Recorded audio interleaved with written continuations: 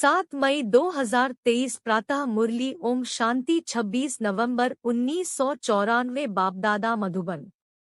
परमात्म पालना और परिवर्तन शक्ति का प्रत्यक्ष स्वरूप सहजयोगी जीवन। आज बापदादा हर एक बच्चों के मस्तक पर विशेष श्रेष्ठ भाग्य की 3 लकीरें देख रहे हैं। सर्व बच्चों का भाग्य तो सदा सर्वश्रेष्ठ है ही, लेकिन आज विशेष 3 लकीर चमक रही है। एक है परमात्म पालना के भाग्य की लकीर और दूसरी है बेहद के ऊंचे ते ऊंचे पढ़ाई के भाग्य की लकीर। तीसरी है श्रेष्ठ मत प्राप्त होने के भाग्य की लकीर। चाहे लौकिक चाहे अलौकिक, हर एक को इस जीवन में ये 3 प्राप्तियां होती ही है। पालना भी मिलती, पढ़ाई भी मिलती और मत भी मिलती है। इन तीनों द्वारा ही हर आत्मा अपना वर्तमान और भविष्य बनाने के निमित्त बनती है। आप सभी श्रेष्ठ आत्माओं को किसकी पालना मिल रही है? परमात्म पालना के अंदर हर सेकंड पल रहे हो। जैसे परम आत्मा ऊंचे ते ऊंचे है, तो परमात्म पालना भी कितनी श्रेष्ठ है। और इस परमात्म पालना के पात्र कौन बने हैं और कितने बने हैं? सारे विश्व की आत्माएं बाप कहती है, लेकिन पालना और पढ़ाई के पात्र नहीं बनती है। और आप कितनी थोड़ी सी आत्माएं इस भाग्य के पात्र बनती हो। सारे कल्प में यही थोड़ा सा समय परमात्म पालना मिलती है। दैवी पालना, मानव पालना ये तो अनेक जन्म मिलती है, लेकिन ये श्रेष्ठ पालना अब नहीं तो कब नहीं।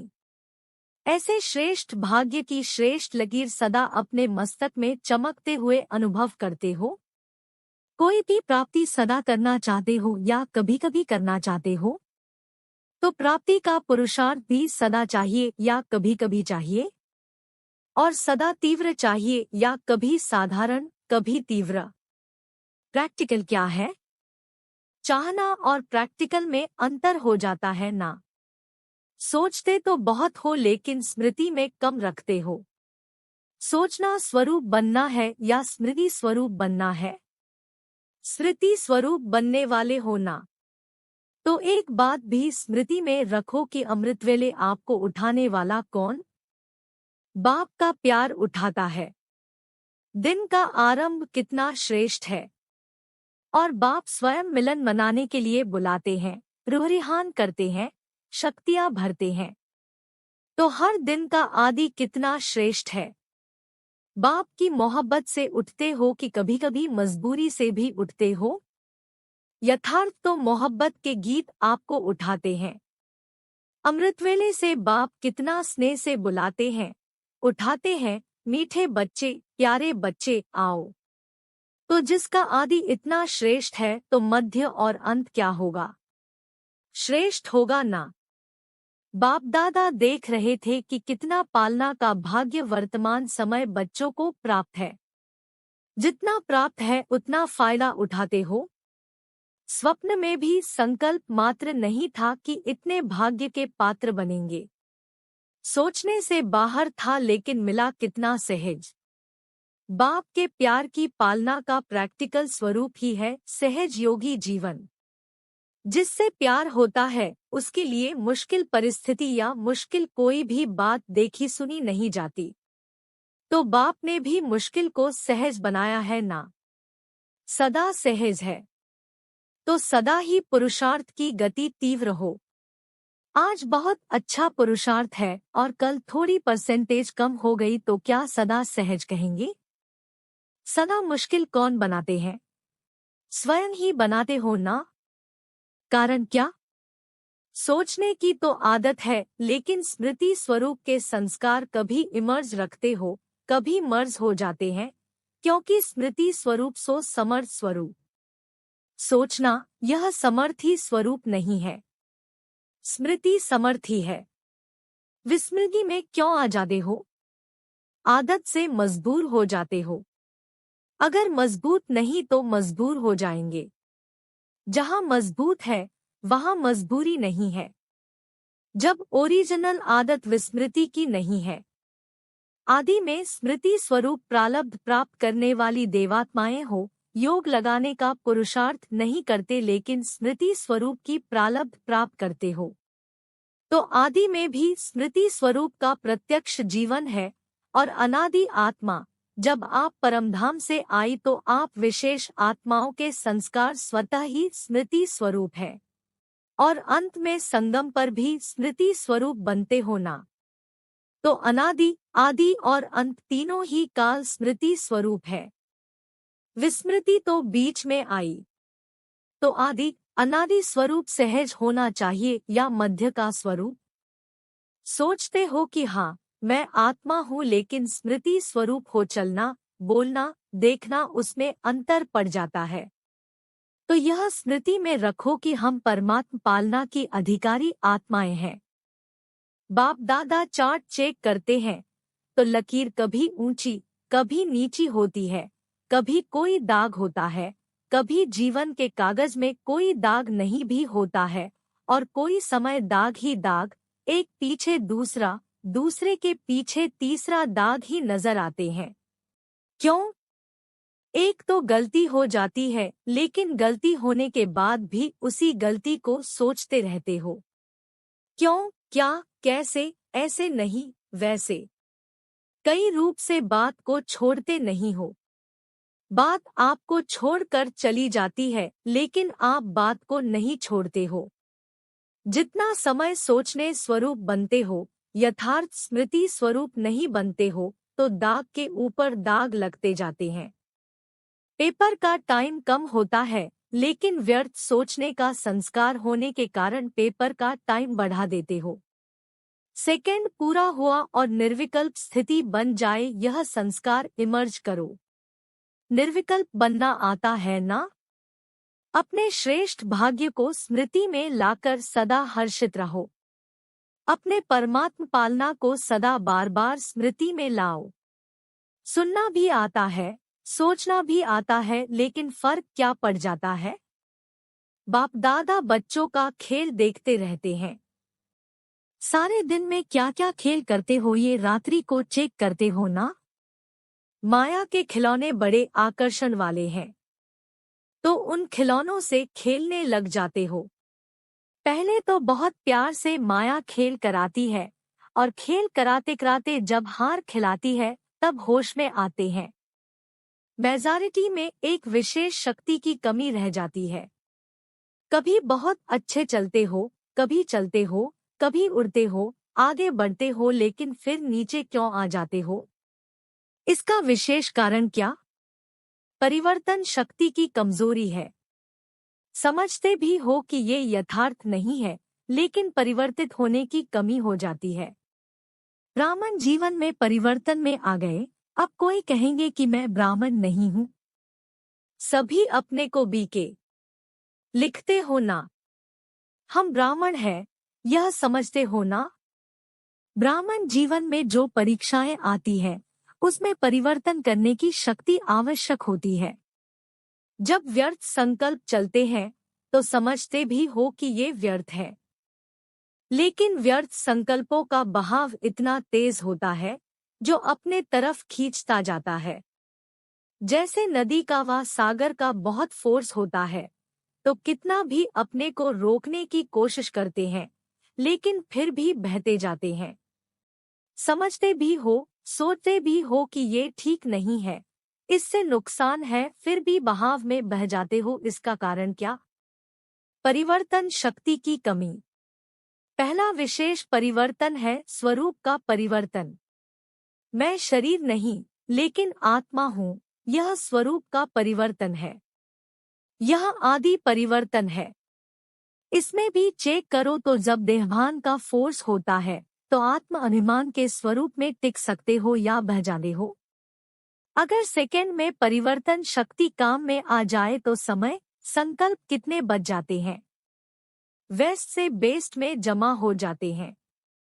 पहली परिवर्तन शक्ति है स्वरूप का परिवर्तन और स्वभाव का परिवर्तन। पुराना स्वभाव पुरुषार्थी जीवन में धोखा देता है। समझते भी हो कि यह मेरा स्वभाव यथार्थ नहीं है और यह स्वभाव समय प्रति समय धोखा भी देता है, यह भी समझते हो, लेकिन फिर भी स्वभाव के वश हो जाते हो। फिर अपने बचाव के लिए कहते हो कि मेरा भाव नहीं था, मेरा स्वभाव ऐसा है, मैं चाहता या चाहती नहीं हूँ लेकिन मेरा स्वभाव है। ब्राह्मण बन गए तो जन्म बदल गया, संबंध बदल गया, माँ बाप बदल गए, परिवार बदल गया, लेकिन स्वभाव नहीं बदला। फिर रॉयल शब्द कहते कि मेरी नेचर है। तो पहली कमजोरी स्वरूप का परिवर्तन, दूसरा स्वभाव का परिवर्तन, तीसरा संकल्प का परिवर्तन। सेकंड में व्यर्थ को समर्थ में परिवर्तन करो। कई समझते हैं बस आधा घंटे का तूफान था, आधा घंटा 15 मिनट चला, लेकिन आधा घंटा व 15 मिनट की कमजोरी संस्कार बना देती है ना। जैसे शरीर में अगर कोई बार बार कमजोर होता रहे तो सदा के लिए कमजोर बन जाते हैं। तो 15 मिनट कोई कम नहीं है। संगमयुग का एक एक सेकेंड वर्षों के समान है। तो ऐसे अलबेले नहीं बनो। भला थोड़ा ही चला लेकिन गवाया कितना। जब कदम में पदम कहते हो तो 15 मिनट में कितने कदम उठेंगे और कितने पदम गवाए। जमा में तो हिसाब अच्छा रखते हो कि कदम में पदम जमा हो गया, लेकिन गवाने का भी तो हिसाब रखो। तो न चाहते हुए भी संस्कार खींचते हैं। जो भी बात बार बार होती वो संस्कार रूप में भर जाती है। तो संकल्प परिवर्तन करो। सिर्फ सोच से नहीं रहो, करना नहीं चाहिए, हो गया क्या करूं। नहीं, सोचो और करके दिखाओ। कहते हो बीती को बिंदी लगाओ, ईदों को ज्ञान देते हो ना, कोई आकर बात करेंगे तो कहेंगे ठीक है बिंदी लगा दो, लेकिन स्वयं बिंदी लगाते हो। बिंदी लगाने लिए कौन सी शक्ति चाहिए? परिवर्तन शक्ति। परिवर्तन शक्ति वाला सदा ही निर्मल और निर्माण रहता है। जैसे पहले भी बाप दादा ने सुनाया है कि मोल्ड होने वाला ही रियल गोल्ड है। रियल गोल्ड की निशानी है वो मोल्ड हो जाएगा। तो चेक करो कि परिवर्तन शक्ति समय पर काम आती है या समय बीत जाने के बाद सोचते ही रहते हैं। तो परिवर्तन शक्ति को बढ़ाना है। जिसमें परिवर्तन शक्ति है वो सबका प्यारा बनता है। विचारों में भी सहज रहेगा। आगे बढ़ते सेवा में रहते हो ना। सेवा में भी विघ्न रूप क्या होता है?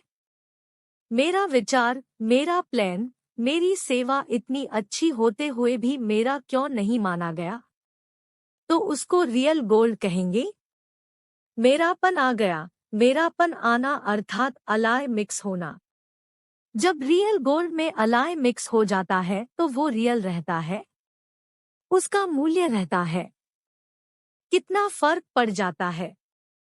तो समय और वायुमंडल को परखकर अपने को परिवर्तन करना, इसकी आवश्यकता है। मोटी मोटी बातों में परिवर्तन करना तो सहज है, लेकिन हर परिस्थिति में, हर संबंध संपर्क में समय और वायुमंडल को समझ स्वयं को परिवर्तन करना, यही नंबर 1 बनना है।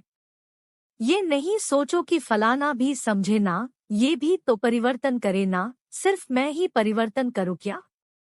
जो ओटे सो अर्जुन, इसमें अगर आपने अपने को परिवर्तन किया तो ये परिवर्तन ही विजयी बनने की निशानी है। समझा? अच्छा। चारों ओर के सर्व सदा स्मृति स्वरूप आत्माओं को सदा सेकंड में परिवर्तन शक्ति द्वारा स्व परिवर्तन करने वाली श्रेष्ठ आत्माओं को, सदा सहज योगी अनुभव करने वाले अनुभवी आत्माओं को, सदा बाप के समीप और समान बनने के उमंगोत्साह में रहने वाली सर्व आत्माओं को बाप दादा का याद प्यार और नमस्ते। टीचर्स, सभी टीचर्स तो सदा ही ज्ञान स्वरूप, स्मृति स्वरूप है कि क्योंकि जैसे बाप शिक्षक बनकर आते हैं तो बाप समान निमित्त शिक्षक हो। बाप जैसे नहीं हो लेकिन निमित्त शिक्षक हो। तो टीचर्स की विशेषता निमित्त भाव और निर्माण भाव। सफल टीचर वही बनती है जिसका निर्मल स्वभाव हो। अभी निर्मल स्वभाव के ऊपर विशेष अंडरलाइन करो। कुछ भी हो जाए लेकिन अपना स्वभाव सदा निर्मल रहे। यही निर्मल स्वभाव निर्माणता की निशानी है। तो अंडरलाइन करो निर्मल स्वभाव। बिल्कुल शीतल। शीतलता का गायन शीतला देवी है। तो निर्मल स्वभाव अर्थात शीतल स्वभाव। बात जोश दिलाने की हो लेकिन आप निर्मल हो तब कहेंगे सफल टीचर। तो बाप दादा फिर भी अंडरलाइन करा रहा है किस पर? निर्मल स्वभाव। समझा? अच्छा। प्रश्न, सबसे बड़ा खजाना कौन सा है जिससे ही ज्ञान और योग की परख होती है? उत्तर, सबसे बड़ा खजाना है खुशी। चाहे कितना भी ज्ञान हो, योग हो, लेकिन खुशी की प्राप्ति नहीं तो ज्ञान ठीक नहीं। कोई भी परिस्थिति आ जाए, खुशी गायब नहीं हो सकती। अविनाशी बाप का अविनाशी खजाना मिला है, इसलिए खुशी कभी गायब नहीं हो सकती। योग लगाते लेकिन खुशी नहीं तो योग ठीक नहीं। आपकी खुशी देख दूसरे आपसे पूछे कि क्या आपको मिला है, यही ज्ञान और योग की प्रत्यक्षता का साधन है। प्रश्न, किस लगन के आधार पर विघ्नों की समाप्ति स्वतः हो जाती है? उत्तर, एक बाप दूसरा न कोई, इसी लगन में मगन रहो तो विघ्न टिक नहीं सकता। विघ्न है तो लगन नहीं। विघ्न भला आए लेकिन उसका प्रभाव न पड़े। जब स्वयं प्रभावशाली आत्मा बन जाते तो किसी का प्रभाव नहीं पड़ सकता। जैसे सूर्य को कोई कितना भी छिपाए तो छिप नहीं सकता, सदा चमकता रहता है। ऐसे ही प्रभावशाली आत्माओं को कोई भी प्रभाव अपने तरफ खींच नहीं सकता। तो सदा एक बाप दूसरा न कोई, इसी लगन में मगन रहने वाले, यही विशेष संगमयुग का अनुभव है। वरदान। स्नेह की लिफ्ट द्वारा उड़ती कला का अनुभव करने वाले अविनाशी स्नेही भव। मेहनत से मुक्त होने के लिए बाप के स्नेही बनो। यह अविनाशी स्नेह ही अविनाशी लिफ्ट बन उड़ती कला का अनुभव कराता है। लेकिन यदि स्नेह में अलबेलापन है तो बाप से करंट नहीं मिलती और लिफ्ट काम नहीं करती। जैसे लाइट बंद होने से, कनेक्शन खत्म होने से लिफ्ट द्वारा सुख की अनुभूति नहीं कर सकते, ऐसे स्नेह कम है तो मेहनत का अनुभव होता है, इसलिए अविनाशी स्नेही बनो। स्लोगन। शुभ संकल्प और दिव्य बुद्धि के यंत्र द्वारा तीव्रगति की उड़ान भरते रहो। कृपया आज की बुद्धि पर लाइक, कमेंट और चैनल को सब्सक्राइब जरूर करें।